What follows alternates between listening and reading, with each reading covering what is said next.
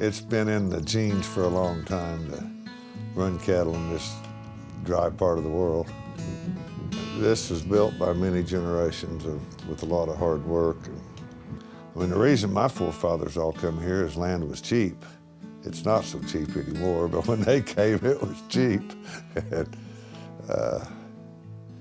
the family over the years have managed to put together a pretty nice country here, and I guess it's what we know, you know. And I love to produce. I love to go out and look at a set of really good cows with baby calves, and or go up to the pens and see, you know, a bunch of really uniform, good cattle that you know will cut and hang on the rail, and it is satisfying. I do enjoy it a lot. There's a lot of good things about this country.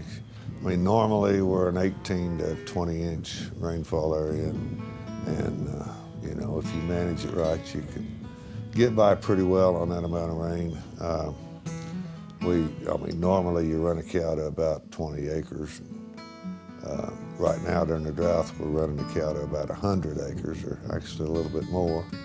You know, it's been a struggle to keep running cows. About 5 years ago, it was a dry year, and you know, we have dry spells in this country quite often, and we really didn't think much about it. Actually, we managed for those dry spells so that it doesn't have a huge impact.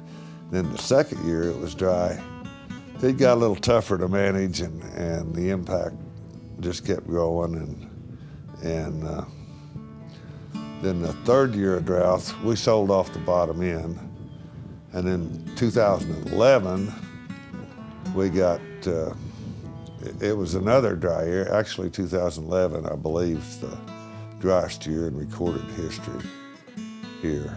And following 3 dry years, we got into really desperate straits. So we sold a bunch of cows, and we started driving around looking for some place to go or something to do, because we had sold off everything I wanted to sell off. Ended up in Missouri and bought a place there, and we sent 600 cows back there. And the neighbors call all the time up there and say, what would it take to get you people to leave? Because then it got dry in Missouri in 2012. But the idea is, when this country comes back, and it will, it always has, but then we'll have those heifer calves from Missouri to bring back and repopulate here in Oklahoma. And we've got a few cows left here, but not very many. We'll grow a few weeds in this pasture off a little shire, and we'll move them there for 2 weeks, and then we'll move them to the next one and just try to keep the weeds eat back, and so we're just in survival mode here. But I'm firmly committed. We're going to raise better cattle in 5 years than we are today, because we try to do everything we can to search out those superior outlier kind of sires and bring those genetics in. And we've got a good base of commercial cows, and so anything we can do to improve what hangs on the rail. But it's a great business, and I think we've got a future. It would help that future if it rained.